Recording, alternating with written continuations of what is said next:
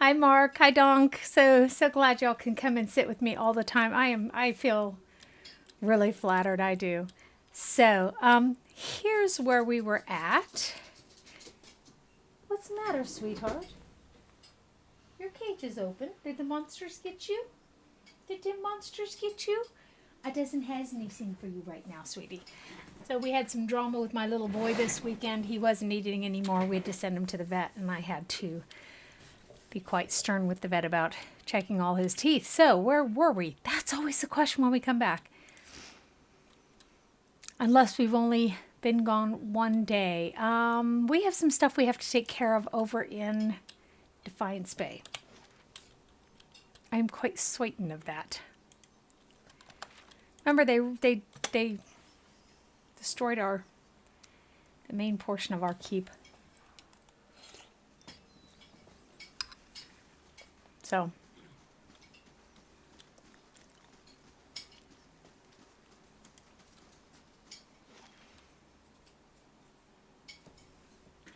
we need to go here and see the Duke, and we need to go here to the Sanitarium. I want to go to the Sanitarium first. 22 hours and 27 minutes. So I do have a rather liquidy spice noodle something with mushrooms. It was from a bag and it took way longer to make than what it should have done. The charred barrel. No, I've been in there before. I just, don't really remember it.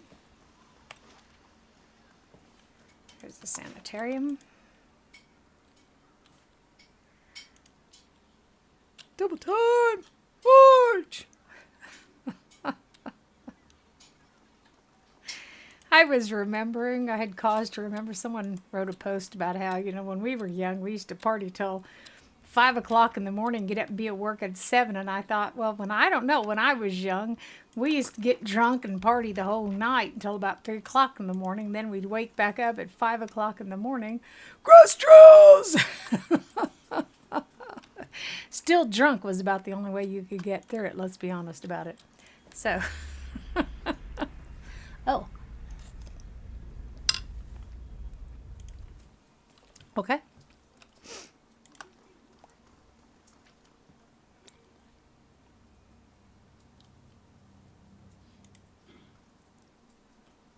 Speak with the head warden.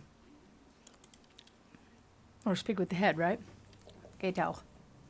Head warden Iselmyr, a well-maintained statue of a middle-aged man, presides over the room, looking down unblinking over the bustle and harried academics pestered by the hopeful desperate. A strong warmth emanates from it that you could sense from across the room. There is a human soul stored beneath the stonework. You feel its attention turned toward you. It's been some time since a watcher graced these halls. His voice echoes deeply. I'm sorry. It's been some time since a watcher graced these halls. His voice echoes deeply, rumbling the floor beneath you. I am envious of your natural insights, traveler. I can only imagine how it might have helped my work in life. Now, what is it that has brought you to my sanitarium?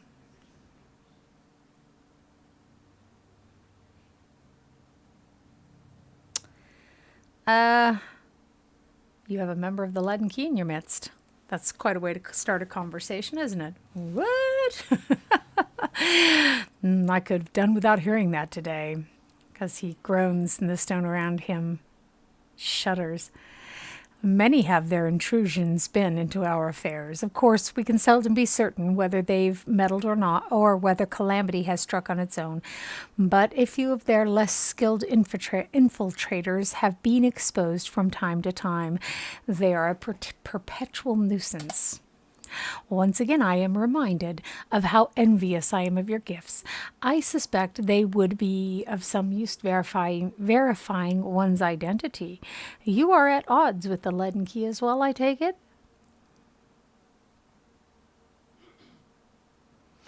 Number 2, they are up to something and I am trying to determine what. Get myself more got up for you tomorrow. I was taking care of a lot of issues that need to be taken care of today. They are always up to something. Of that you may rest assured.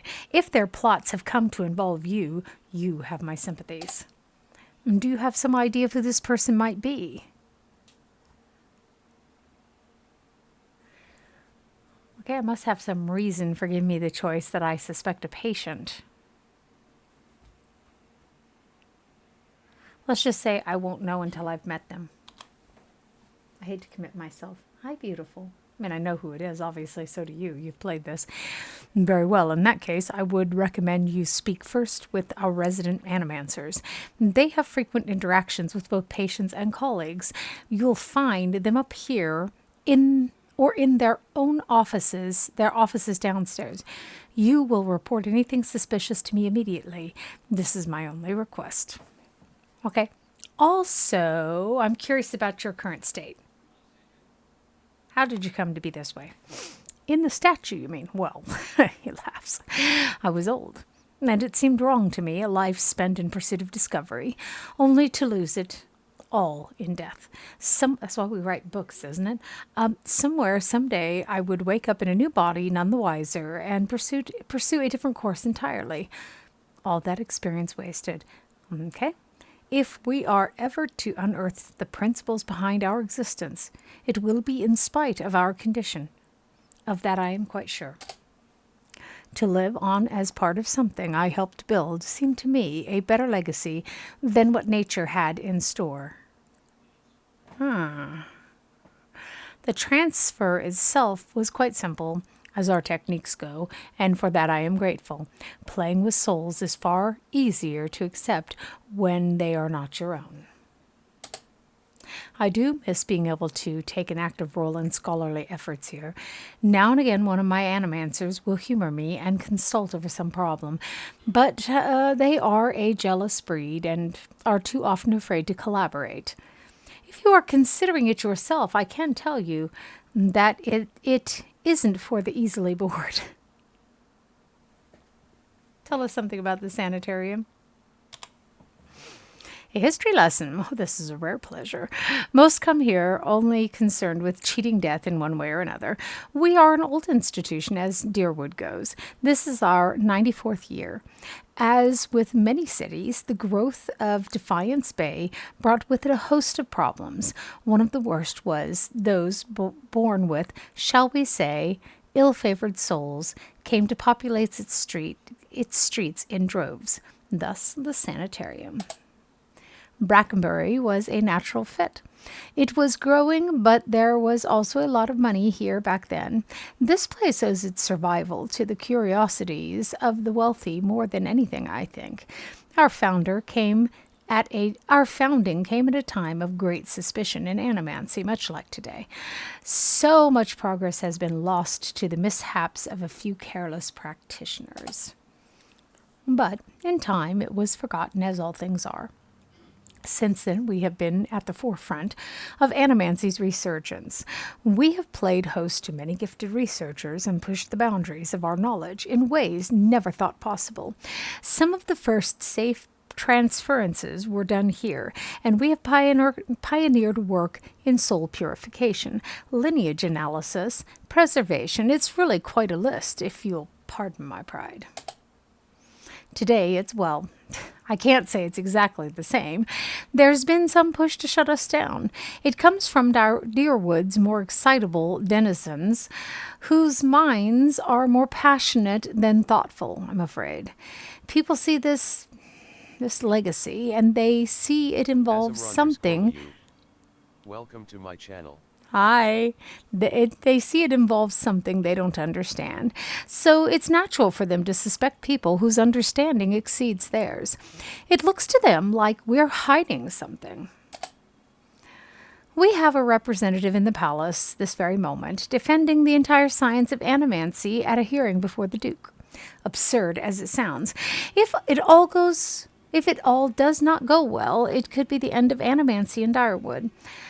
I fear Avar may be swayed by all this unrest, irrational though it may be. We shall see. Does anyone here know anything about the awakenings? And then we'll ask about Mordred that we want to. There's an animancer on the lower floor who came all the way from Revua to study them. Take the stairs down and look for Belisage.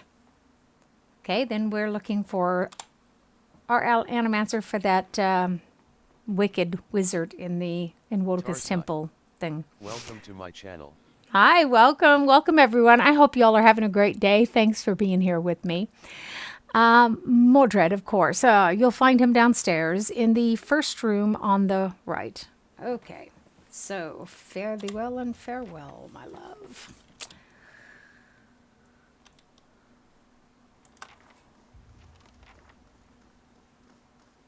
This man's soul was torn asunder by a bivouac. As you can see, the patient is unresponsive, common after soul trauma. The animancer places a small stone upon the patient's forehead. A portion of his soul was recovered near his body. We use this stone as a vessel for transfer. Can you hear me, Oswin? No. The patient's eyes slowly open before a panicked, wild expression washes over him. Unfortunately, the extended dissociation has permanent side effects. I'll say. The patient becomes more agitated, groaning and moaning as he tugs at his bonds. Oh, that's an interesting read. With further research, we're confident that we'll be able to rehabilitate patients like Oswin. Rehabilitate. That's a fascist word if I've ever heard it. The table is set with an assortment of leaflets and booklets with titles like Practical Benefits of Animancy and Soul Adjustment for the Well-Adjusted Soul. Yeah, okay. What a weird place. So we can look at the ones that don't have the mask on them. Oh, that could be interesting. Considering our involvement with her cult, a midwife's memoirs. I don't know why I'm putting them all on his thing, in his inventory. That's kind of, it's not very wise. Let us say Regrets. The most unfortunate Welcome tale. to my channel. 8 row. How interesting. Welcome to my channel. Hattie. Apparently, they're not going to let me put that in there after the fact neither. So, oh, that's where she's from, our huntress. How interesting. Okay, I'm a weirdo. I freely admit it. I know it. I've known it for quite a long time. These look like field sketches of Ingwithan ruins and artifacts in the Sanitarium. I'll just take all the books with me. I'm going to make my own collection. I'm going to put together in my own library, in my own castle. This painting of a rolling forest glen has a strangely soothing effect. Okay. As I said, I didn't get a chance to eat beforehand, so I will eat a little bit as we go.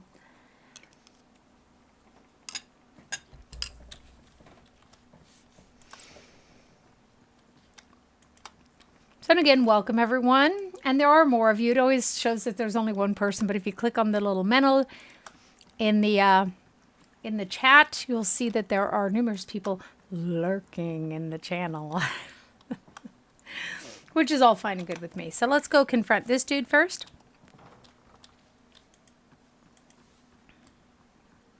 Darling, sweetheart. An animancer scribbles fervishly on a parchment scroll until his free hand dances through the air. Counting off unseen objects, his lips move in silent disclosure. As your shadow falls over his scroll, he looks up at you with mingled perplexity and irritation. Oh, just don't pee outside the toilet, sweetie. Greetings. They push their butt back so far. Okay, how can I help you?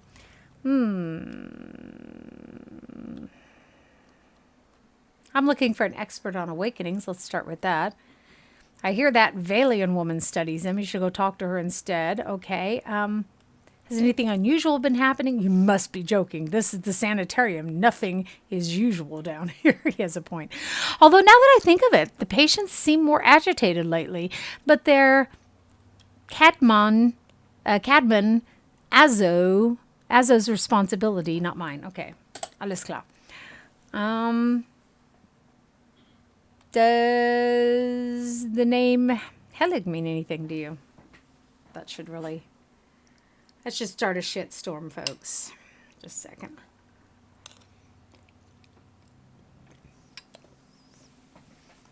Okay, Helig.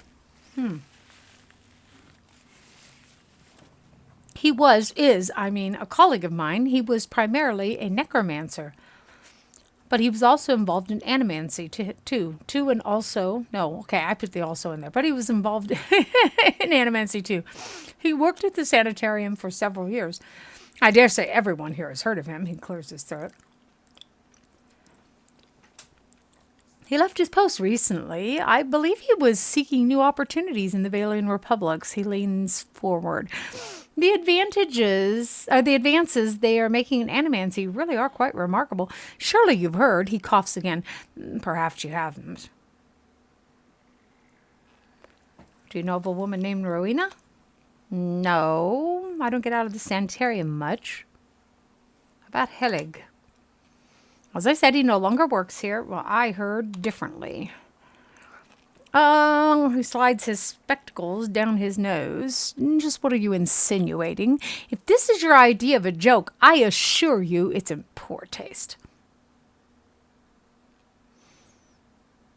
So we have a mage rather than my usual barbarian.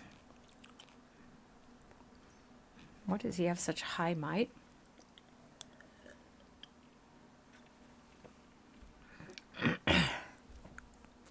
Oh, I like number 3. So you didn't sink a blade into his chest and dump him in the catacombs. He'll be relieved to hear it. How good? Don't ask stupid questions. He sighs and runs a hand over his hair. Very well, yes. I killed him. I killed that beast because nobody else had the spine for it.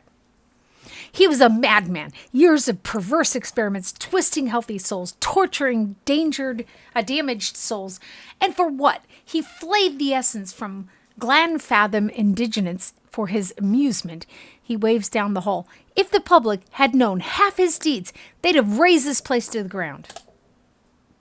He jabs his finger on the desk. He used the sanitarium to disguise his own sick proclivities. He brought shame on all of us and put the entire discipline at risk. I regret nothing. He calms down and sizes you up. Anyway, now you know the whole grisly story. This will be fun. I love this one. Let's see. Helig's soul returned to his corpse through sinister magic. He wants revenge.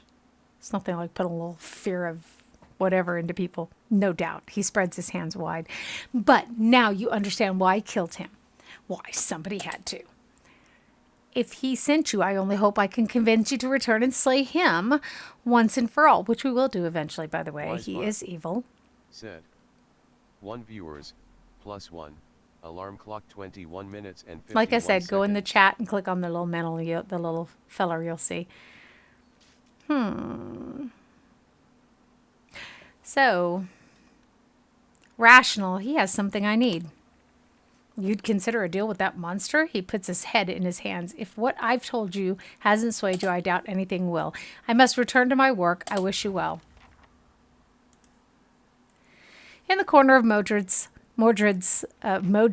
lab rests a large weathered trunk. It seems likely to contain something important, if only by virtue of its size. Let's examine the trunk more carefully. Nothing grabs your attention except for the large padlock on the front. Whatever this animancer keeps in here, he does not want anyone else to have or see. Let's unlock the trunk. You'll see that evil side of me coming, don't you? You take the key you acquired from Helig and place it in the lock. It fits perfectly and turns with a solid clunk. You have lost an item, Mordred's trunk key. The trunk holds no grimoires or treasures. Instead, you find yourself staring into the feral gaze and toothy maw of a twisted, monstrous creature. Its humanoid form has been overwhelmed by bony angles and terrible claws. Ooh. That's all creepy and woohoo. With the start, you recognize the vague shape of a young girl beneath the elongated, malformed bones and grayish skin. It growls and leaps from the trunk, not toward you, but toward Modred. Modred has no time to scream before his throat is torn out. Oh yeah, now we should probably kill the thing. I love that scene. Yeah, I know.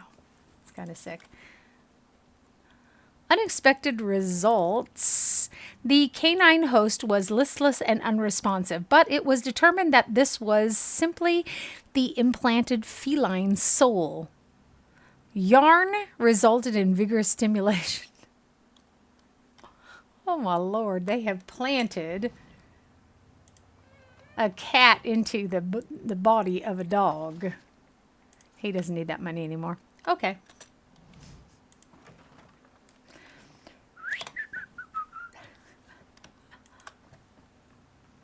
I really was so proud to get through Rodika's temple without having to fight. That is the first time I've actually done that. I didn't think it could be done, so. Oh, this strange device seems to thrum with power. I'm not going there. So, Gods keep you. we have Kvistins. A woman paces back and forth, her feet crunching on the soft red carpet. She gestures and mumbles to herself. _ Sophia. Welcome to my channel. Hi, Sophia. She almost walks into you. Eccoci! Here I am, looking so hard for answers in my research that I do not see the kit standing in front of me. What can I do? Have you noticed anything unusual or suspicious here lately? Is going to be my favorite question now. It is rare for me to notice things that do not relate to my work, even when they are in front of me. Sientere amico. That's Italian, isn't it? I don't speak Italian. But I am the best choice to help you with that. Something else you need? Or I'm not the best choice, probably, she said. Yeah.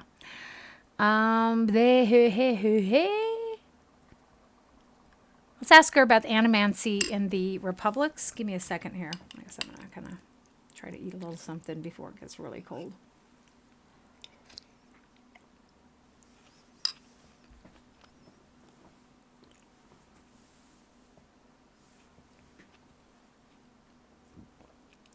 It is a dynamic and respected field. Even the Balereach incident did little to slow it. People in the Republics are more accepting of risk, less superstitious, ready to try anything that shows promise.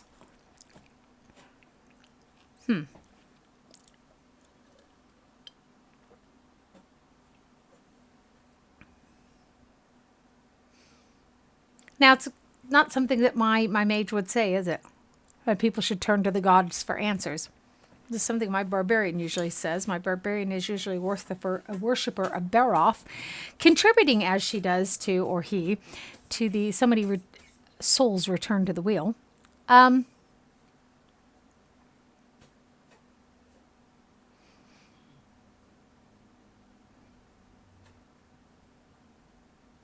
I'm going to leave I'm not going to take a stance on it yet. I'm looking for an expert on awakenings. That would be me. Although the lack of research, subjects has made me more of an expert in counting floorboards. I would like to transfer animancy's success in buttressing pre-awakened souls to smoothing those whose souls have already awakened. But I need subjects, and most of the patients here are too broken to produce reliable results. It is a tragedy to have come so far for nothing. Well, you're in luck. I have a volunteer. Gelarde. Who is it? Let me get some more water, too. I don't know about this. It's perfectly safe. You'll be fine.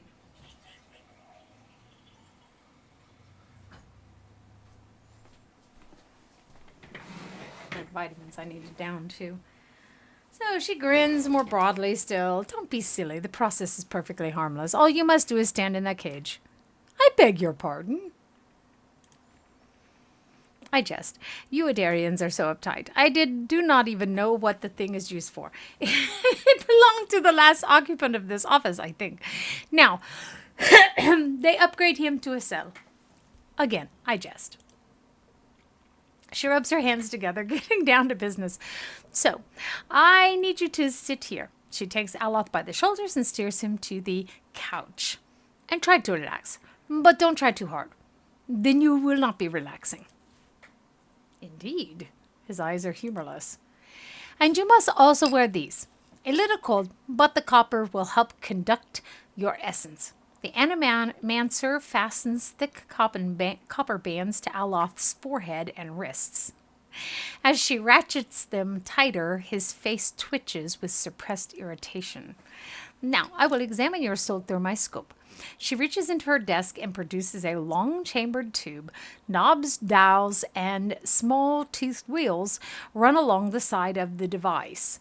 It is fitted with Adra lenses, cut to different thicknesses and concavities. By manipulating them, I find the angles and densities that will allow me to track the abnormalities in your soul. Ooh, how exciting! I've never seen this sort of thing performed. I love the way he sees that. Khan peers at the device with interest. It seems suitably complicated. Does this mean we're going to get to talk to Iselmyr some more? I like that lady.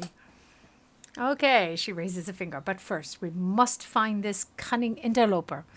You will answer some personal questions while I make adjustments.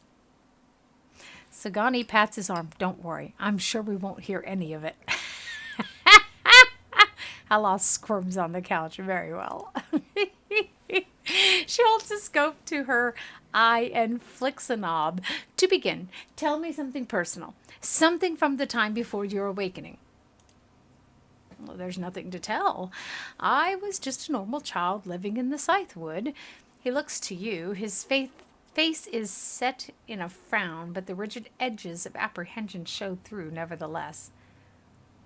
Okay, just tell him to talk about what does he remember about his home. As you speak to Aloth, you feel your voice like a bell in your chest. It tolls softly, luring him into the mists of his own memory. Belisage doesn't seem to notice anything, but you feel as if your words are soothing his essence, untangling its many threads. The Germans have a saying, Einbildung ist auch eine Bildung und für manche der einzige. And that means that thinking that you know something is also having learned something. And for some, it's the only schooling that they have. He closes his eyes, comfortable, modest, quiet when Mother is away, which is most of the time, quiet enough to hear the clink of glass on wood. This is when I know to be most careful. Father is good at hiding the bottles.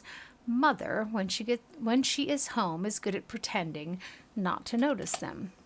This is good. I am starting to see something. Continue. Tell us about the time you awakened. She bites her tongue as she twists one of the dials. Just a second. I gotta take my vitamins too.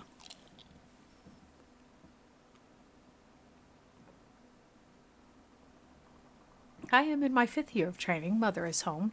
I can let my guard down a little because when she is around, he's usually only angry with her.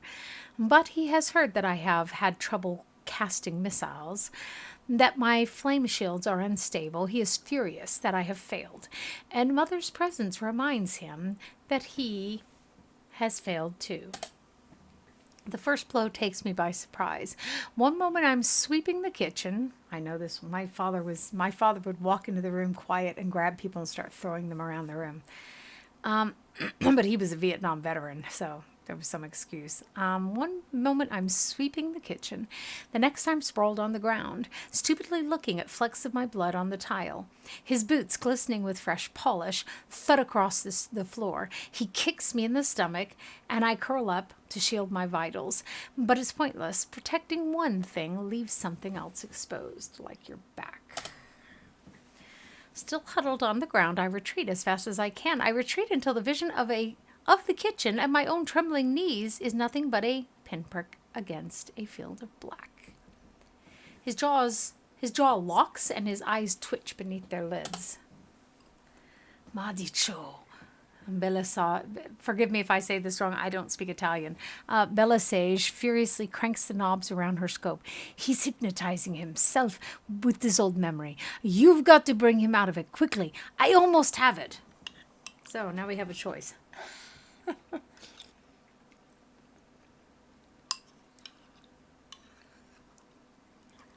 We can squeeze his hand, we can shake him by the shoulders, we can just tell him it's not real, or we can slap him.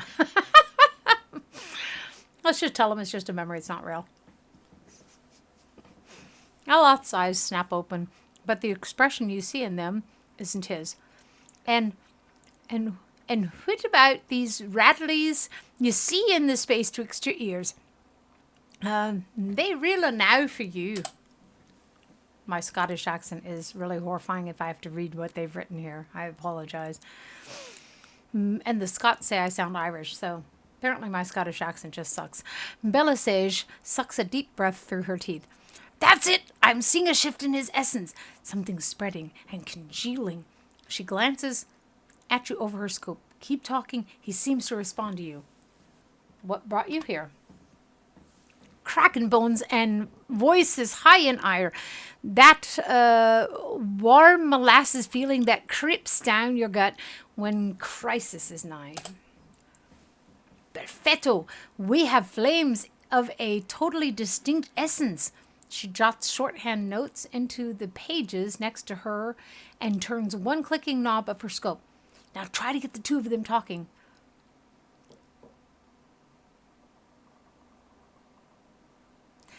Iselmyr, tell Aloth why you've awakened.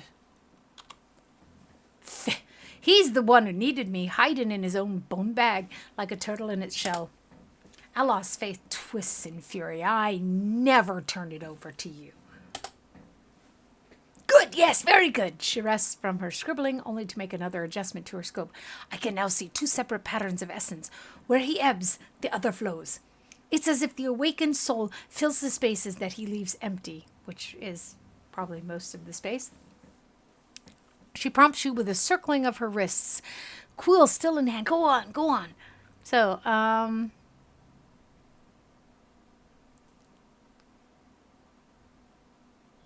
Aloth, what's this about leaving space for her? He grits his teeth painfully. I've given her nothing. She usurps me in my own body. Aye, and I lend him a pair too. You should ask what I did, that old man of his. How the last time he laid a hand on us, I break it in 3 places. Okay? Aloth's head jerks to the side. That wasn't your decision. It's never been your decision. I was awakening. But now I'm stuck with you, and damned if I'll let you ninny and drag us both through the scooper. Very good. She lowers her scope and consults her notes. I think I've finally got something we can work with. I've tracked Iselmyr's presence throughout the exchange. She had a particularly high-density index during the most heated portions of their arguments, and her essence seems localized most clearly in the lower portions of the subject's left rib cage. Is that your spleen? There's not a lot down there. That's right around the spleen. Which of course means that she's triggered by black bile. No doubt the subject's characteristic melancholy is to blame. We have that saying, an excessive spleen I always come back to. Aloth blinks back at you. And in the midst of his perturbation, you're not quite sure who's looking out of his eyes. That's utter horse shit. Sagani's eyes are wide. Are wide and innocent. It does seem as though she's got one thing right. She glares at him. So, yes, never mind your years of training. I suppose you have a better explanation? Okay.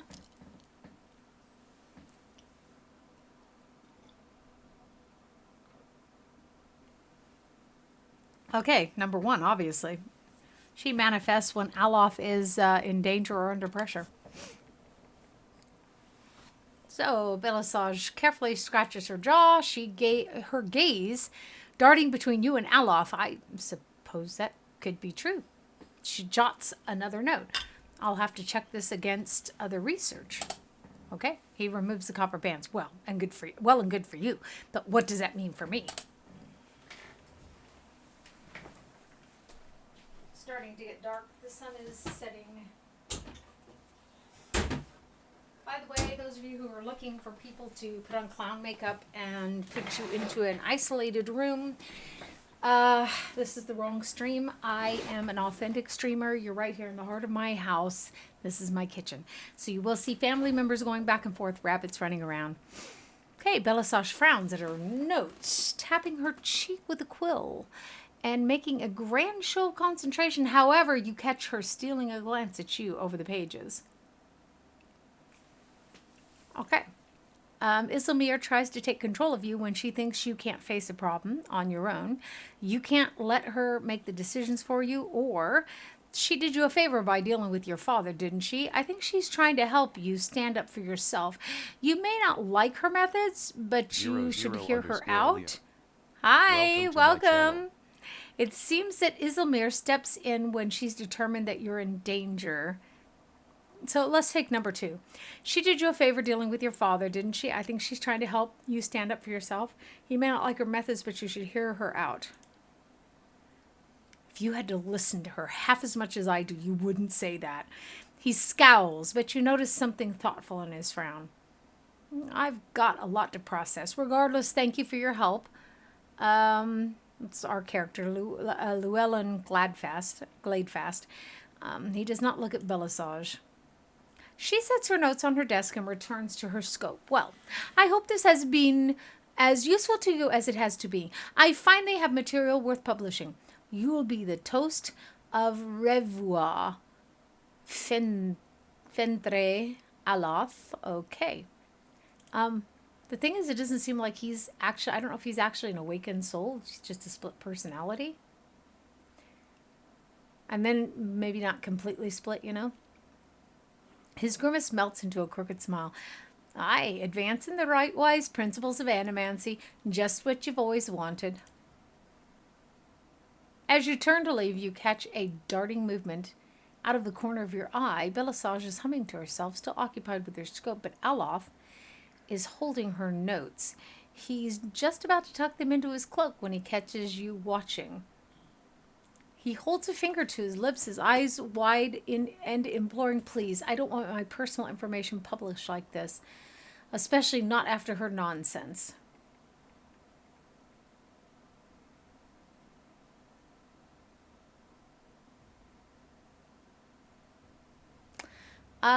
I think we should be honest about this. You know, you get your explanation, she gets her research. That was the deal. He slides the papers back onto the desk, giving you a rueful look. I'm gonna help you explain this one, scholar boy. Okay, so. Now let's save, for pity's sake. Right? Let's save for pity's sake.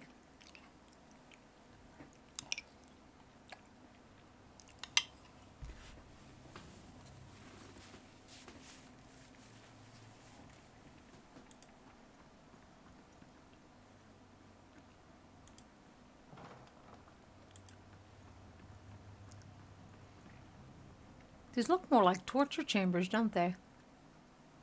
The edges of the cage are dented and scored with claw marks.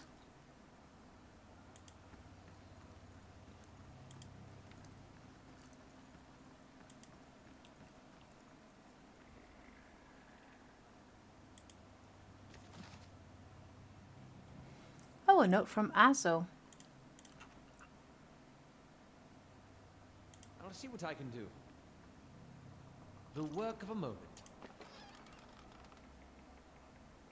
The Pale Lady, Graham, the Midnight Man, and Usgrim.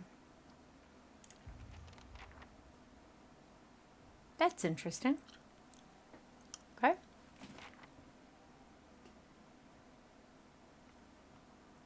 Hello. A young Orlan woman traces her fingers along the spines of the books in front of her, row by row, her motions quick and skittish, like a bird's. She does not notice you until you are nearly upon her. Oh my! You startled me. Are you supposed to be in here? What do you do here? I mostly help Master Azo set up and clean his equipment. I also keep his office organized since he's too busy to do it himself.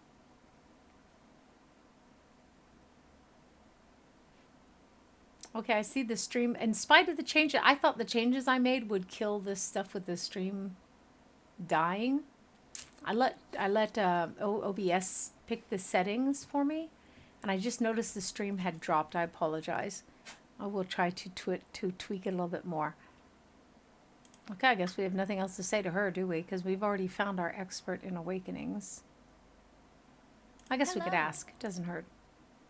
Me, I'm just Master Azo's assistant. But there's a visiting scholar from Revois here. Okay. We didn't gain anything. But we didn't lose anything either. So there it is.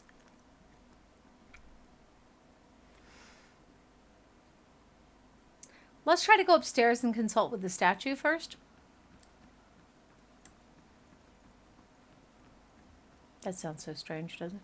Let's go upstairs and consult with the statue. What?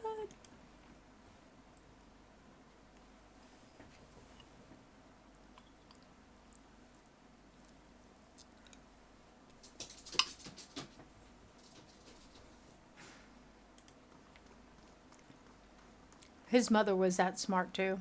And one of his sisters she's still downstairs.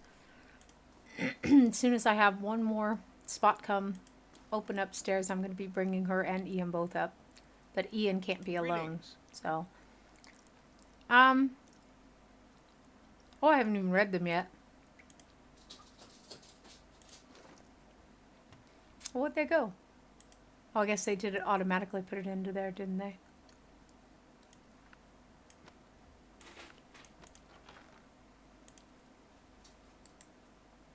Subject is female, mid-40s, awakened to a past life as a serial murderer, which now frequently emerges as the soul's dominant personality.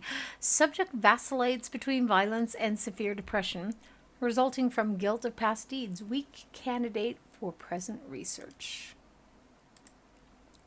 Okay, Graham.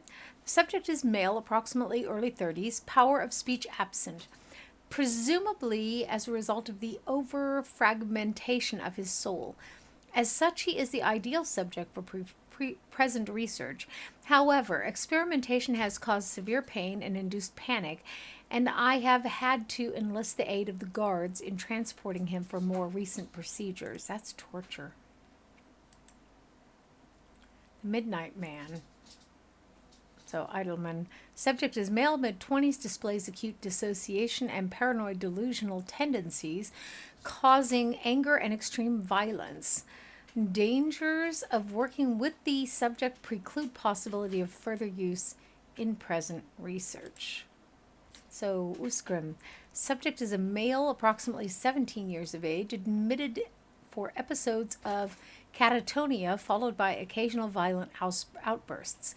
Initial analysis of soul revealed severe fragmentation and essence deficiencies. Said deficiencies all but eliminates the possibility of utilizing the subject in present research. Okay, now we can have this conversation. Experiments. Cadman Azo is in charge of the patient's welfare now. He's not authorized to run any experiments. I am disappointed in Cadman. I had hoped he would be the one to guide your inquiry.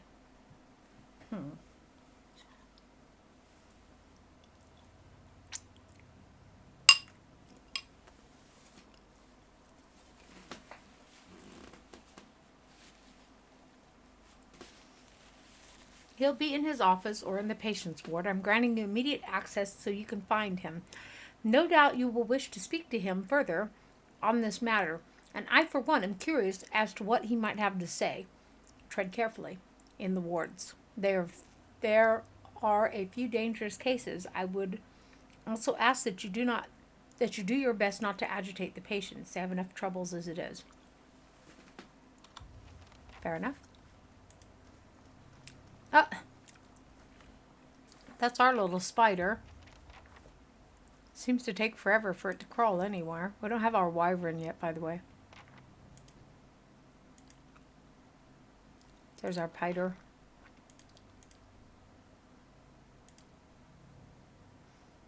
We don't have very much at all to choose from at the moment. No, yeah. It's aesthetic.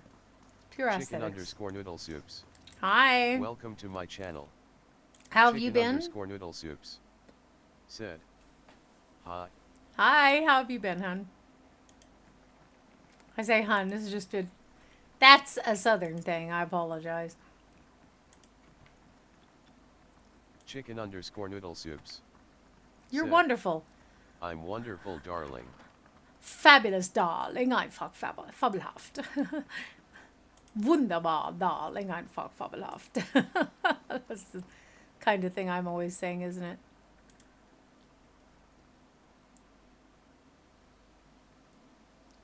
Okay, a curved spine twists this woman's posture forward.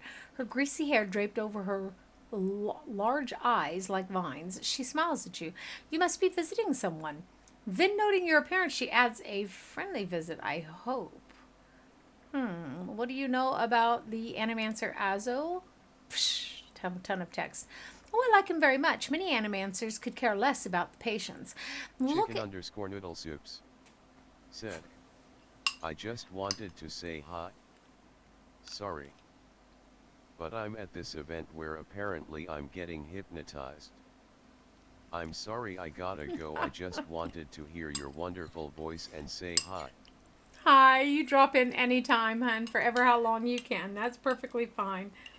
I'm sorry that the event is proving to be so, well, boring.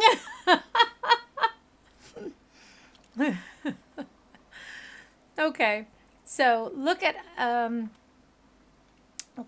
us like vermin for their experiments, but Master Azo treats us like humans, even the very sick. You can tell he does this to help people. He's helped me understand a great deal about myself, and I know he's done the same for others. It's too bad when what they did to him. He hides it well, but I know he's still affected by it. What happened to him? Frail's eyes dart back and forth, and her voice lowers just a whisper. They don't like to talk about it, but there was an accident. He was said to be one of the brightest in the Deerwood, that his reputation here, and that was what brought me to seek treatment. That was his reputation. Okay. People say it was ego that drove him to try and solve the legacy, but that's hogwash. Even if he was a bit of a showman, he loves his homeland. He thought he could help. He wasn't one to speak of his work. Suspected his colleagues might have tried to steal it, but he told me once that he had figured out a way to create a soul. Not a soul exactly, mind you. How did he put it? A proxy, I think he called it. Had some machine that drew energy out of the very ether. Can you imagine? The point is, it was going to help with the legacy. It was going to help make the Hollowborn into something easier to love and care for. Gods know that's something we need. Do you know what they call those empty little babies in Andra's gift? No, tell me. They call them boys, because so many of them are found floating face down in the water. These are mad times. The worst thing is the description sounds like severely autistic children, and so, that actually touches my heart. Anyway, Master Azo had scheduled a public demonstration of his work in Copper Lane. He was so excited. And then the next day, he was locked in his office, turning away visitors, I heard, and he stopped seeing patients. I don't know exactly what happened, and I don't have the heart to ask him, but I'm glad they're letting him treat people again. Have any of the patients been acting unusual? Excuse me. Well, there's Batixa, who relives a murder she committed more than 5 lifetimes ago. Idleman, who they say only has half a soul, and who was found collecting the faces of others because he believed his own to be a false one. Wow. Graham, he speaks in a language no one understands and wails at night sometimes. So different from their normal behavior, I mean.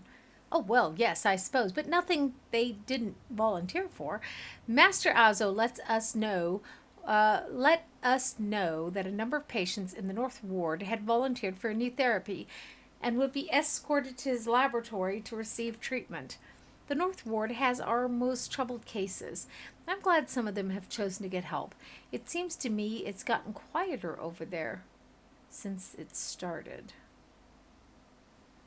It's Graham I see them taking the most. He struggles, but he always was a bit of a wild one. Oh, why are you in here? Well, I don't want to say. You'll think less of me. I wouldn't worry about that.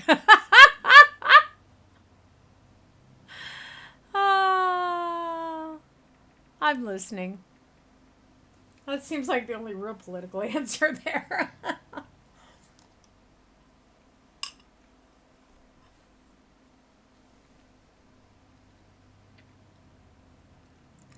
These last few years haven't been kind to me. They haven't been kind to anyone, really. I try not to take it personally. I lost my husband and both boys in the Saints' War. My daughter, the legacy took her before she was ever even mine. I made do. What else can you do? I moved into a tiny place in Andra's gift.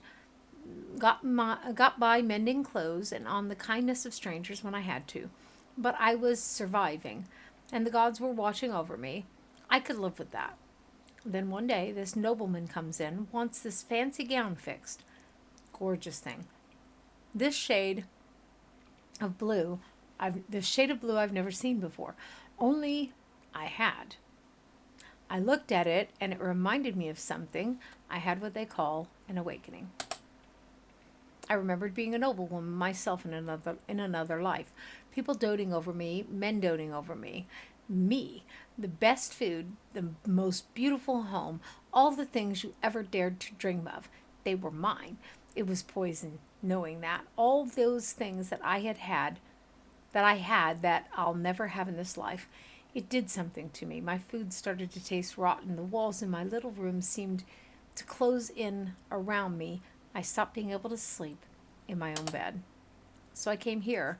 It was that or break into an estate and start ordering servants around. I don't know, got her locked up there anyhow.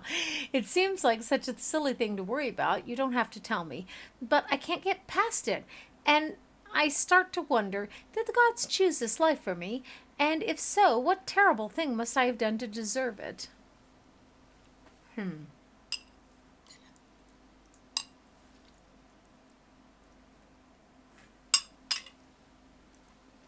Okay, maybe the gods took offense at your overindulgence. Maybe they did. I wish I'd known back when I was a noble. Maybe I'd have done things differently. Would I be able to visit the North Ward? They like to keep them separate. I don't know that I've ever seen the guards allow a visitor. Just Master Azo. You might ask him. He's very sympathetic. Okay, where can I find him? I think I've seen him around here today. Have you checked the laboratory? It shares a wall with his office. He's been spending most of his time there lately. Okay, fairly well. Again, let's save it. We don't have to redo these freaking long conversations. It's just tedious. And hark, I think we have found... Oh, my earbud just committed suicide. Just a second. My earbud said, there's no point in living. What? Back in my ear.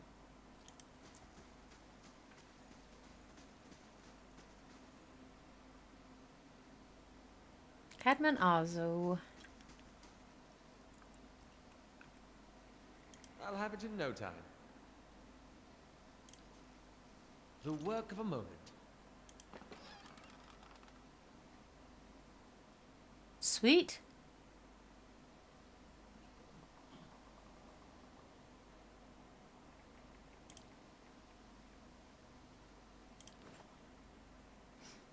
Hey. A round-faced, balding man turns to face you. His upper lip is pulled away slightly by his pointed nose, exposing his upper teeth when he scowls. What is the meaning of this?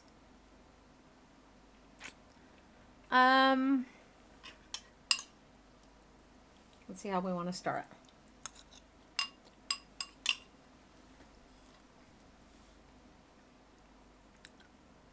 I heard you were demoted. How did that happen? What a way to open a conversation. By the way, I have the remote.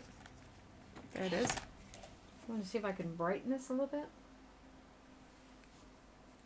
That was what brightened it, right? Sort of. Sort of kind of halfway bright. It seems to me like it's turning it blue more than anything else, isn't it? I don't know. I don't like remotes. So, unless I'm sitting on my butt in front of the television.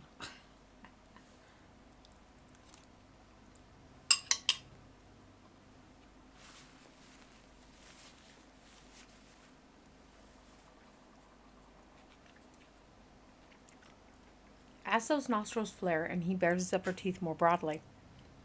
That's none of your concern. Did one of the others put you up to this? Aloth! That smug... Oh, Aloth? That smug weasel. Weasel. You're such a German. Things went wrong. Everything. I don't know how. I'll never know. He spits on the floor as if to remove a bitter taste from his mouth. Okay. I'd like access to the North Ward, please. What?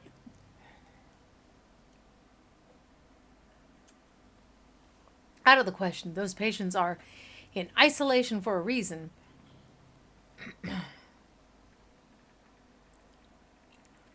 I've been given permission to conduct my investigation down here. You'd best cooperate. Answer is no. Whatever you're looking for, those patients will not be able to help you. The head warden will stand by me on this. And he told me you're not supposed to be doing experiments. Yes, well, Iselmyr hasn't done much good for anybody since he had his soul moved into an inanimate object, so I fail to see why I should let that sway me. Wait, he would have been dead otherwise?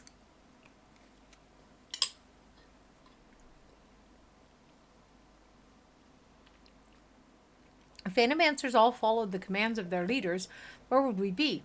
We'd all be as backward as and willfully ignorant as I can't say those words. We would know nothing about life or death, or even ourselves. We would be lost in the dark with no clue as to why. Our leaders guide us, and without them we risk losing our way. If this man would strike off on his own, then let him fend for himself without the benefit of the Sanitarium.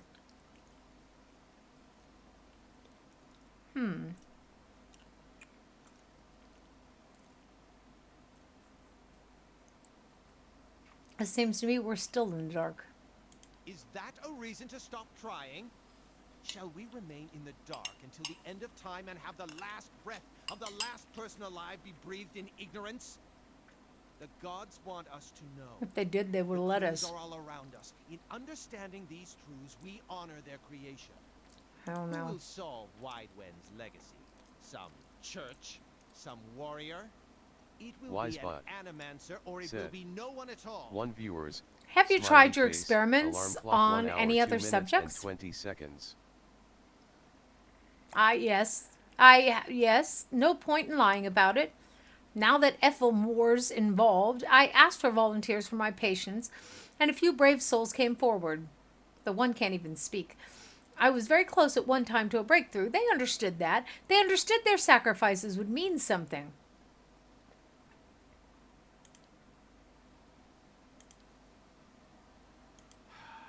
What is it now? I want access to the North Ward.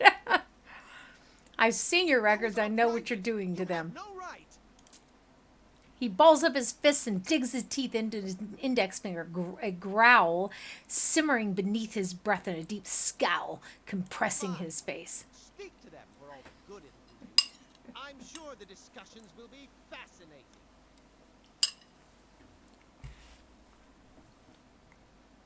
I'm persistent, if nothing else. He pulls a heavy key from one of his pockets and nearly slams it down on the floor before handing it to you.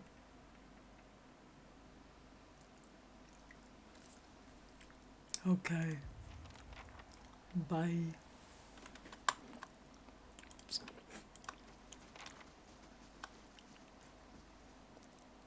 What's in here? The work of a moment. Nice.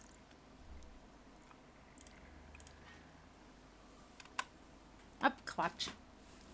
I have another game where tab opens up that whole menu. I've got a couple games that I set up like that.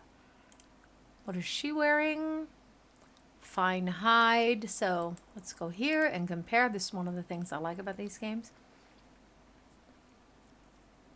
And I am still having a lot of problems with my site. So 50%, minus 50% stun and knockdown duration. Plus 50%. Oh, you know who needs that? Someone who has better armor.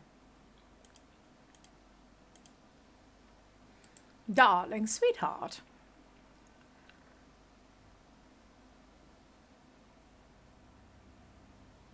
Oh, they're comparable. There's the hard part right there. This grants second chance.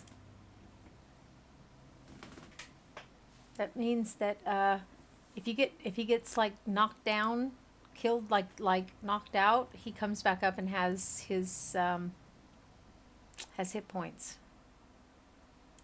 Whoa, but if anyone ever needed that, mentions Kinane. We'll wait on that. And the mace, and the mace, and the mace, and the mace, and the mace.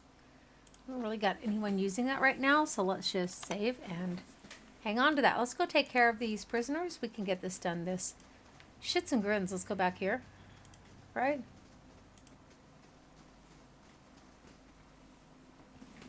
Nice and quiet. By the way I set mine up in the settings is that the left alt toggles.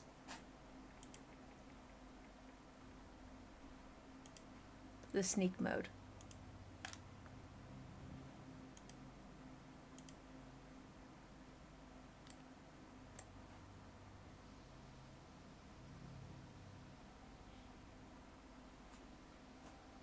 Why is there a patient there? Is that not weird?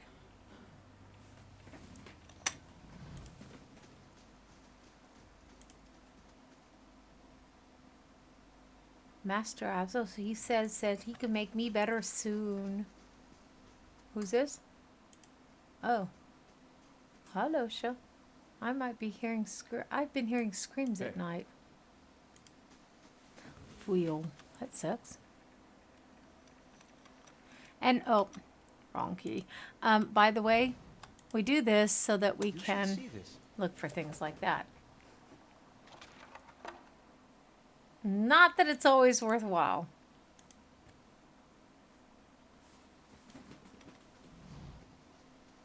Flesh construct, patient. We probably don't have to hear every damn thing that these patients have to say. Hi, welcome. Okay, who's this? Patient, patient, patient. I am not patient. Thank you very much. So right now the golems are not attacking us, but when we get further here, they are definitely going to lay into us. Nice and quiet.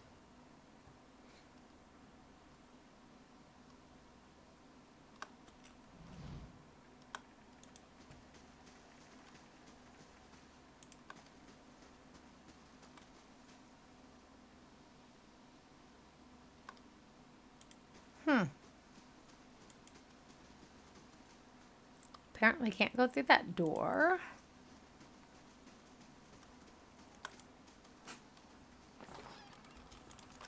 I'm always up for some lockpicks. So, Booty.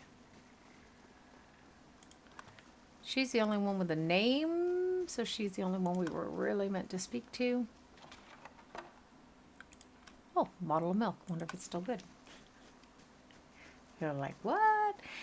And again, I say to people, I am not going to put on clown makeup, sexualize my channel, etc., put you into a separate room. This is the heart of my home. Is this my face? Tell me. Okay.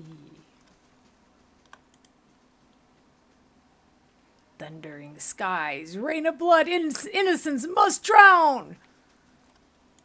Okay, well, I am in complete sympathy with your aims. This man has a look in his eyes of a haunted animal, and as you approach, he staggers backward to the far corner of his cell, halfway appearing as though he would climb the walls if it would get him further away from you. He cries out a bizarre, primal utterance like nothing you have heard.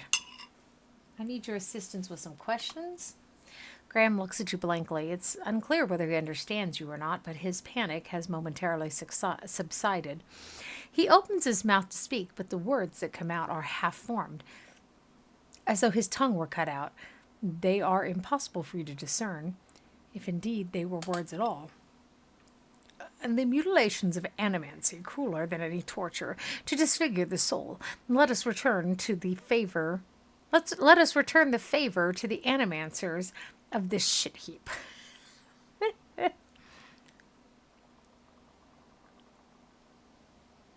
So let's say, ask number 1, whether Azo has been running experiments on him against his will. He looks at you with uncertainty, slowly, tentatively. He steps closer to the front of his cell, and as he does so, for the first time you can perceive his soul within your ken.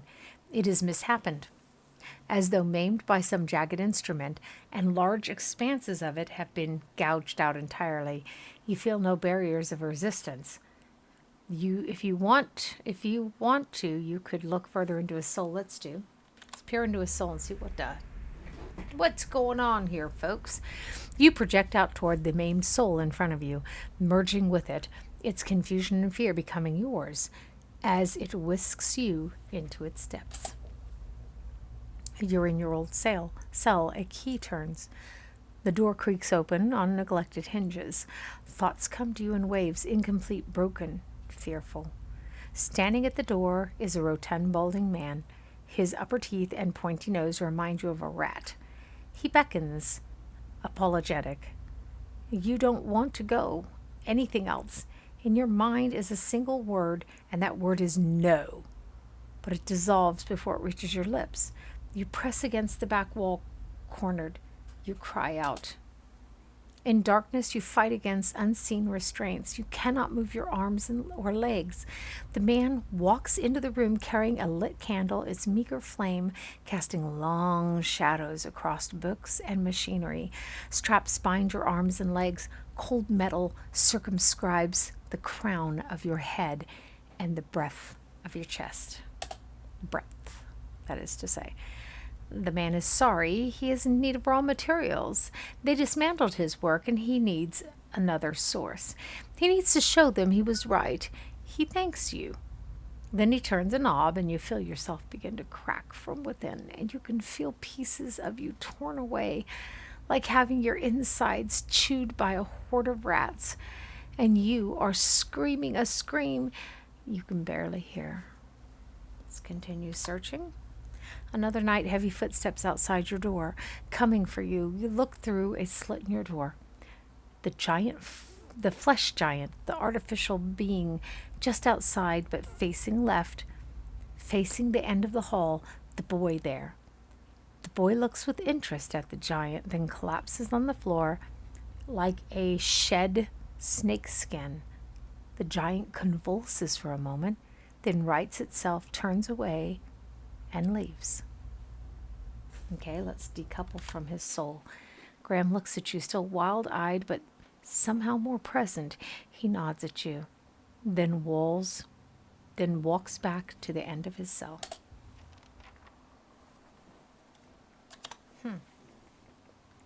We have some sort of a strange shapeshifter in our midst, it would seem.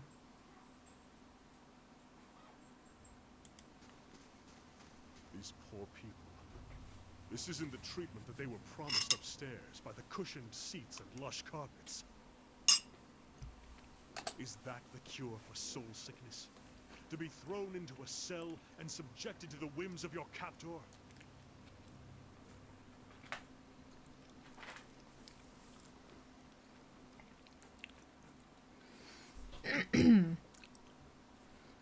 How about we say I doubt the wealthier citizens have the same experience? I'm sure they have their share of family members they'd rather forget. That's true. But if all were treated like this, the sanitarium would never survive. What did these patients do to warrant such conditions? There are just as many who come here and are cured of their ills, people who would otherwise be cast aside, or here's the source of all that knowledge you're so giddy about? No. Let's just pick number one. I hope so. Canna takes a deep breath. You're probably right. It's just hard to see. Let us be on our way. This place gnaws at the soul. Okay.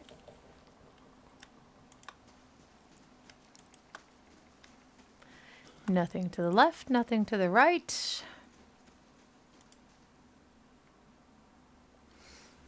Uskrim. A willowy adolescent boy stands in the center of his cell, gawkish and stoop-shouldered. He stares straight ahead, the occasional blink his only movement, and it is unclear whether he registers your presence at all behind his glassy, doll-like eyes. In this state, the barriers between your soul and his are thin and porous, easily bypassed should you wish it. Let's reach out for his soul. You close your eyes and edge forward toward the boy's soul, and as you near, a sudden malaise comes over you. You're cold and warm all at once, sweating and shivering and straining for breath, as you did on the caravan journey. The soul you approach is the wrong one, a parasitic plant that strangles its host. It is predatory and pitiless, and you have crossed paths with it before. Too late does it occur to you to retract, and already you feel yourself plunging into some interminable abyss of thought and memory. You are standing in a cell now, the same cell in the sanitarium. The halls are moonlit and empty, and you are waiting. At the far end of the ward, the door opens, revealing a flesh golem in silhouette beneath the stone archway. It makes its usual rounds. The same stops every time. The misbegotten child of despondent creators. When the construct is close, you coil yourself up and spring forward, passing out of the boy's body as though it were a membrane. You can sense his body behind you, collapsing to the floor, a puppet whose strings are cut. You are rushing forward to the golem now, bodiless as a gust of wind. Quickly, you think to yourself. Quickly, and you feel the strength hemorrhaging from your soul as you dart toward the makeshift abomination. You pass into the golem's shell and overtake the soul implanted within, encircling it, suppressing it, and contained in this new vessel. You are strong again. You step heavy-footed down the corridor, unheeded by the other constructs and scrutinized only by the wary, untrustworthy eyes of the mad. Coming at last to an office piled with books and scribbled papers, and the perverse instruments of animancy.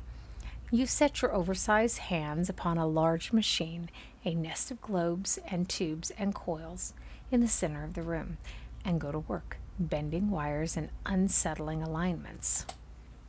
Your surroundings are pulled past you, or perhaps you are pulled past them, and they dissolve into a blur. When they settle into place again, you are outside on a clear day, standing in front of a crowd stacked high above you. On the tiered seats of the amphitheater, you are acting for the crowd, standing deliberately still. But this is no play. A balding man with rodent-like features is strapping you to a machine, the one you had tampered with, or with which you had tampered. You see your arms for the first time, short and fleshy, unmistakably those of a little girl. But this body is not truly yours. Your mind still holds the same determination, the same hard-heartedness as before. The body itself is cold and vacuous.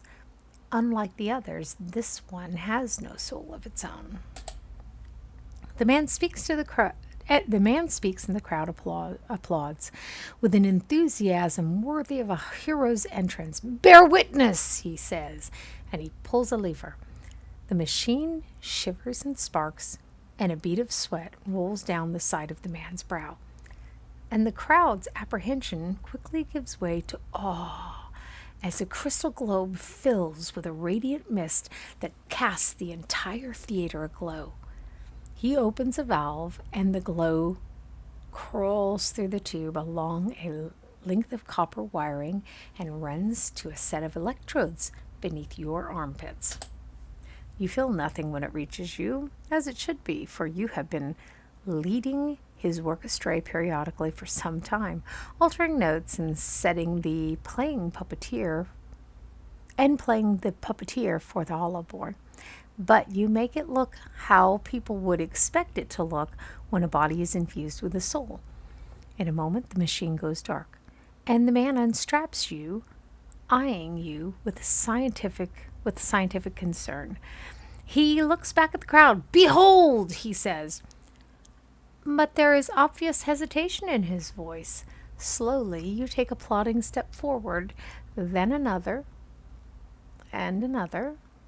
You look up at the man, giving him the eye contact of which no Hollowborn is capable, and the crowd gasps. The man looks relieved. "How do you feel?" he asks at a volume meant for the crowd. And this is the moment. At the top of your lungs, you let out a piercing shriek. The man comes toward you, his hands outstretched, but you run the other way, back to the machine. With all your strength, you drive your head into the crystal globe, and it shatters, streaking your head with warm blood. You drive your head down onto the surface of the machine again and again, drawing panicked screams from the crowd. And by the time the man reaches you, your body has already ceased proper function and merely twitches on the cold ground. Satisfied, you depart the corpse in search of another unsuspecting host. Who could put their faith in animancy now?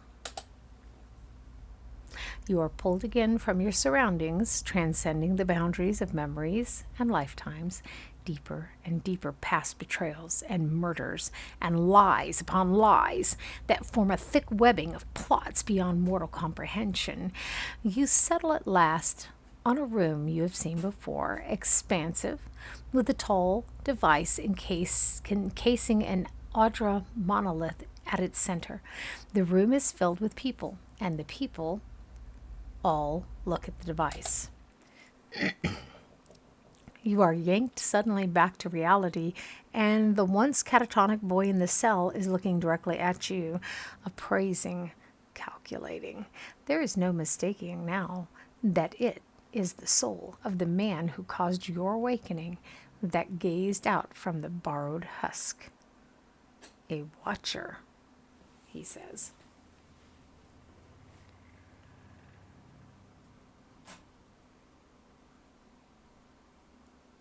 "So, you made me into a watcher.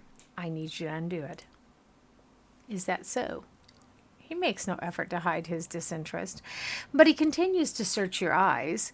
He makes a slight grunting noise, and his eyes soften for an instant, and it seems for that moment that he recognizes you.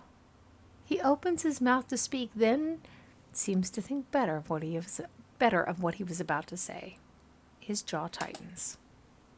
"I know your look. You hunger for answers that elude you. It gnaws at your soul. It usurps your reason for being. You are like everyone. I will help you let go." He dodges backward with startling grace, putting himself out of reach. On his face there is no malice, only the dispassion of a farmer putting down a sick animal. Then suddenly he slumps forward.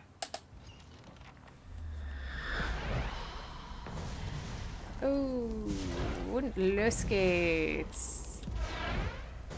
A convenient chain, just far enough apart for him.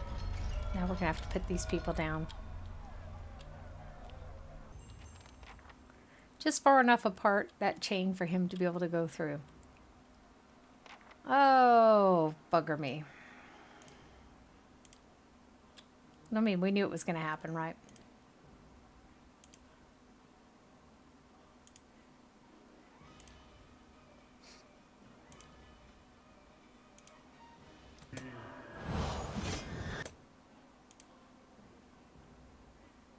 Music's good.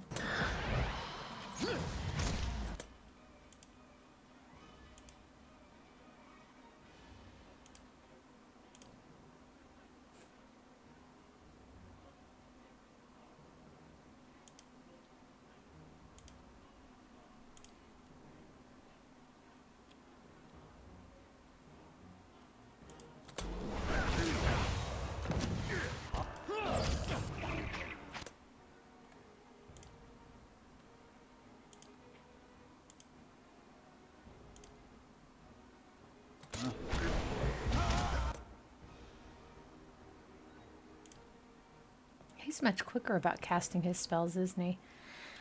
Ah, too many people in the way to be able to cast Fireball.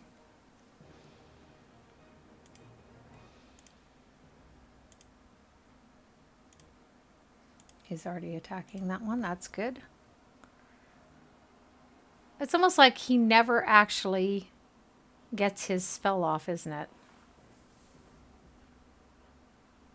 Here's a nice one, though. Let's do the bounding missiles.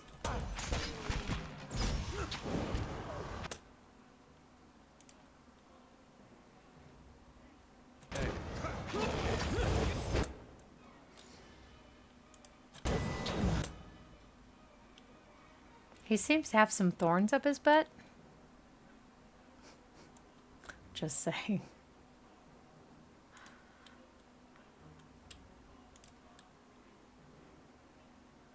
Thought that was Durance. That is Durance. He's here. There's Aloth. What in the hell is Aloth over there? I don't know that I'm going to be able to get him. He can go back over there. Good. He needs to do a second wind. She needs to cut him off. They're all after Aloth. Which, while it's quite interesting, it's inconvenient.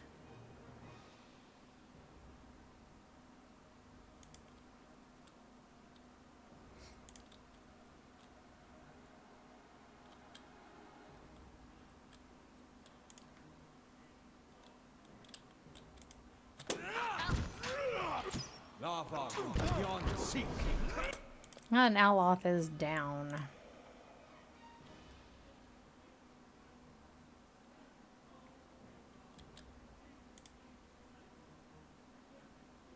At least we got rid of that other guy, didn't we?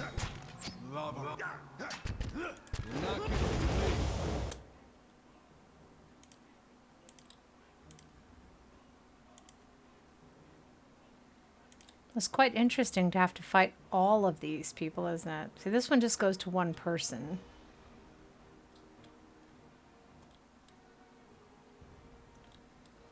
We can do that twice per rest. We can do this once per rest. We're going to have to rest after this anyhow, so let's do that.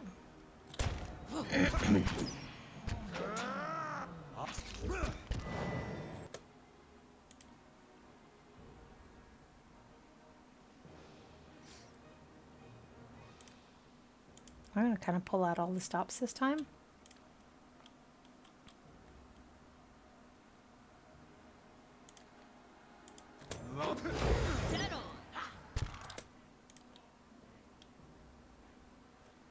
Dire Blessing.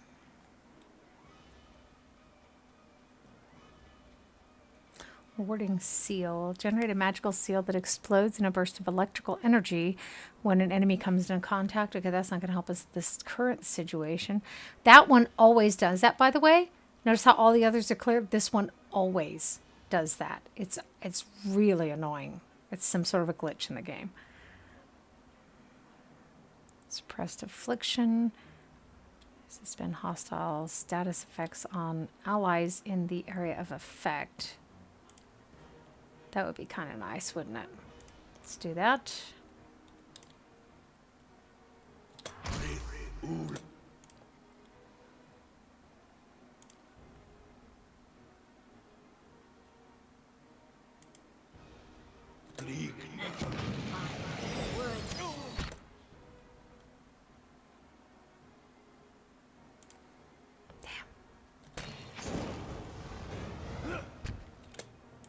We're not getting him killed quickly enough for my taste, but there it is. So, little damage, high chance to disrupt enemy spellcasters. Should have been doing that while she was casting that spell. Damn it, I knew I had one of those.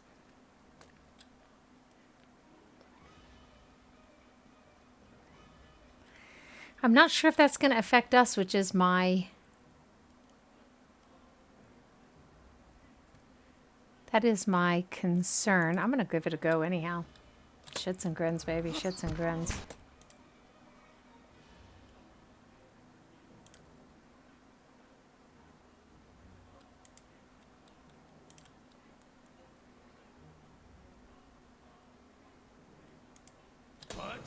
I'll sure I can even get to her. Oh, I can. Cool.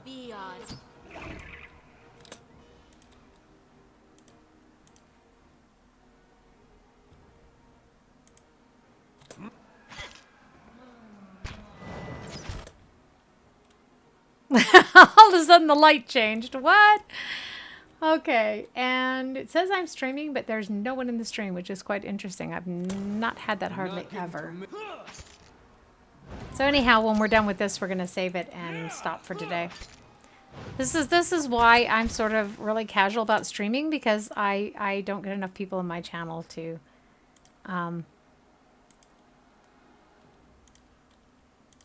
really let me get affiliated, first of all, but there it is. Now, hold it just a second. So, hit the head, and now he's just standing there. Don't just stand there. Do something. What's wrong with you? Almost. What does that mean, almost? This isn't something that almost counts in.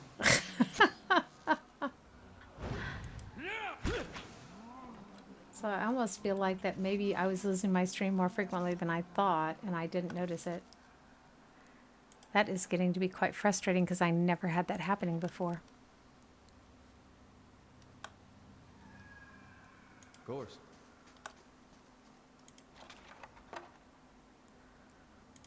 Okay.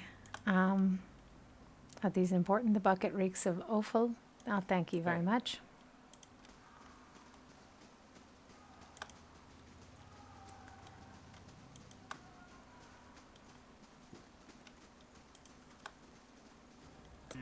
Oh, yeah, I forgot we're going to fight every single frickin' one of these going out.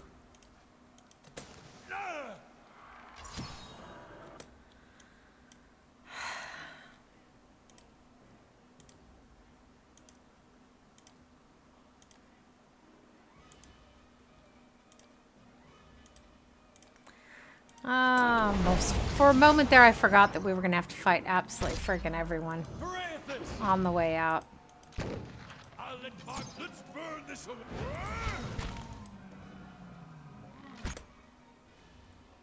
Shit. And the question is, am I going to make it?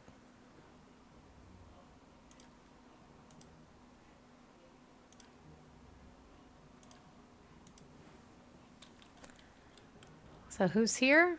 Forjug. Hey, hi, welcome. Get your ass out here and start fighting.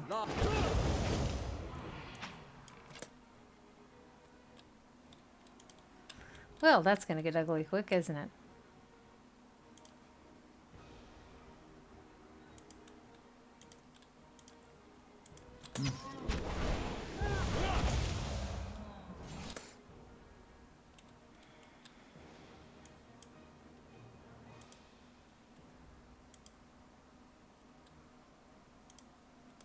Watcher.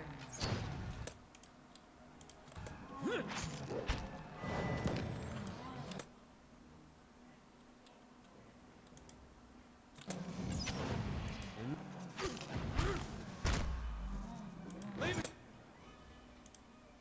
to me.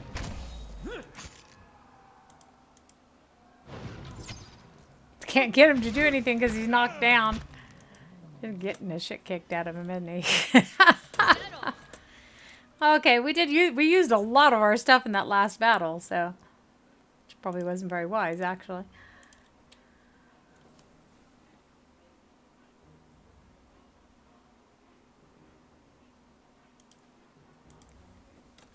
The Baru beyond seek.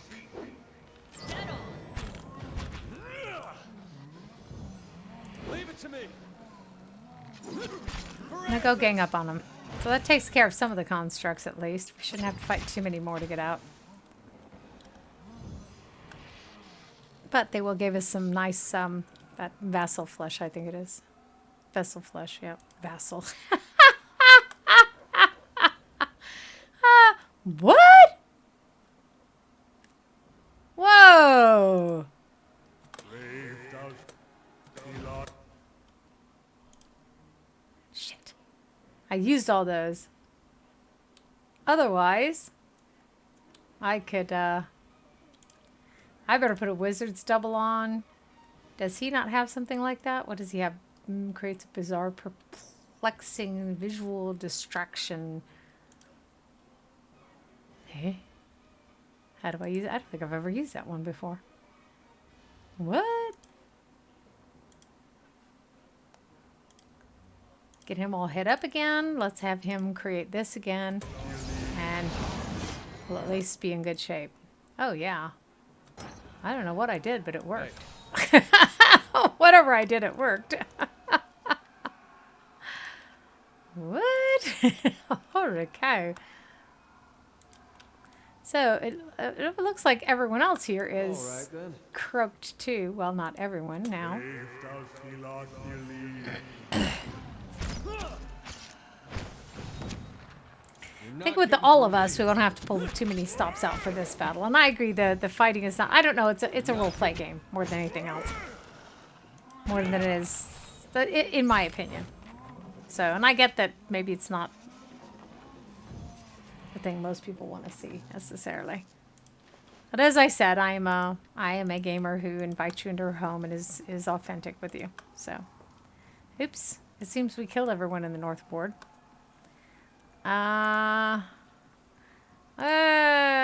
torn. I want to go kill him, but I should probably talk to the guy in the stone first. About the fact that he is definitely doing...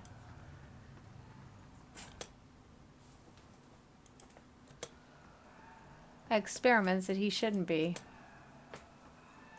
Well, there goes all their patience. I have all but shut down the Institute.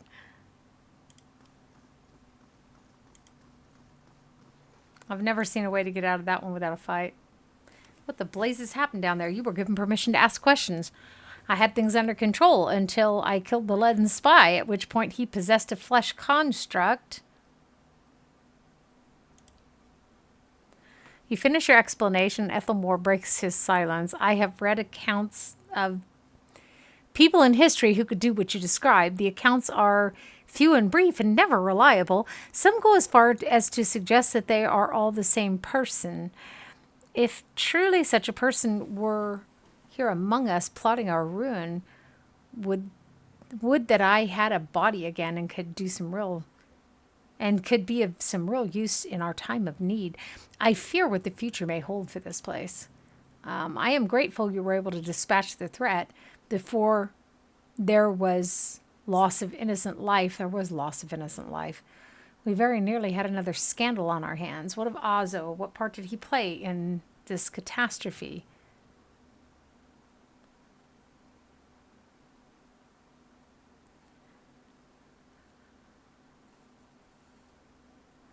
Okay, if I hadn't come along, Oz's experiments would have eventually resulted in another scandal. That's true. At the worst possible time. Say no more. Cadman Ozo is no longer welcome at this facility. Does that mean I can't kill him? I knew I should have killed him.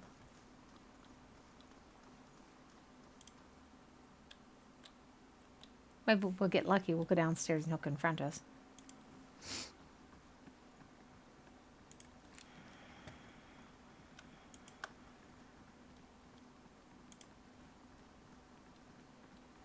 Okay, and I'm going to say this. Sadly, there doesn't seem to be a lot of interest in this. I used to stream this on Friday, or actually in the evenings from 4:30 to 7, and people would start pouring in right at 7 o'clock. That was why I decided to start at 7 o'clock. But sadly, there just doesn't seem to be any interest. What have you done? You've been experimenting on patients against our will, mangling their souls. I have witnessed it with my own eyes. How could you possibly... Look, it had to be done. Iselmyr and the others, they took everything from me. Everything. When I was this close, I had to know. I had to know where I failed and why. Imagine the value if I'd succeeded. I had something that could make all those hollow infants into something like a real person. And with a few more patrons and a few more years' research, who knows? No one has come that close with the legacy.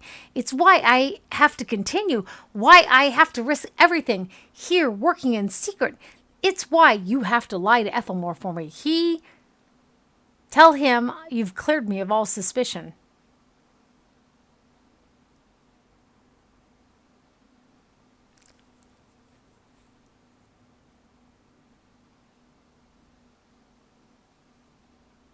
I've already told Iselmyr, so I'm not going to kill him. I'll just say we'll see. That you'll do what's right for dear. The same fool's responsible for the cruel salvation, though they'd solved the problem too. A few years of study and research, and a research lab doesn't give someone the moral authority to tinker with souls, or tinkle on the souls either, for that matter.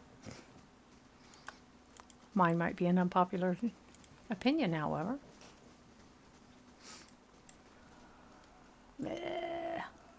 So, that takes care of him. We don't need to go and cold-bloodedly murder him. Let us go back to the inn, sleep, and then we will save the game for today. Every little bit we do goes over an hour and a half, as we see. It's generally about an hour and 3/4. And we're just doing bits and pieces. Like I said, I'm gonna rethink this because I don't see that there's a lot of interest in this game in particularly. The people who do come into my streams, they come into my streams regardless, which I'm grateful for. By the way, I had a little pimple there on my face today. Well met, friend. Beg your pardon, I have a message for you. You are summoned to Hadrith House, where Lady Webb wishes to meet with you as soon as possible. Ah, and here I thought the locals were exaggerating about Dunride Row. It seems your name's come up in some important meetings. I hope no one was shouting it at the time. Okay, let's save the stupid questions for later. Where can I find her? She's over there, my lord. Southwest corner of Brackenbury. You'll find the lady upstairs. Okay, we'll find out for ourselves who she is. There's a woman can do some damage squeezing her legs. It isn't a parlor trick. Besides, she doesn't take orders well. She has backbone, that woman. Does it scare? No, but I won't be responsible for what happens if you call her whore. I do like Durance. I can't help it. Not on the level that I like Adair, but I like Durance. Let's go back to the inn. Sleep and save, and then we'll end this for today. As I said, I will be rethinking, exactly what I'm going to stream for the moment. I just acquired a whole bunch of... Can I talk to your,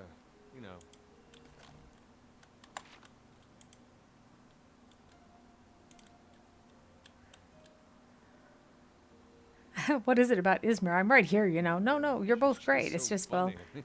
Some of the things she says Are not nearly as funny when you've been hearing them for 50 years.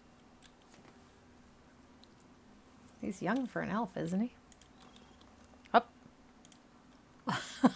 My kid, my people are like, too much caffeine in that coffee this morning. Whoa. Okay. I need a room. Can we get a room? Get a room. Okay, perception and resolve. I like that one. Okay, there we have it. So we'll save this game.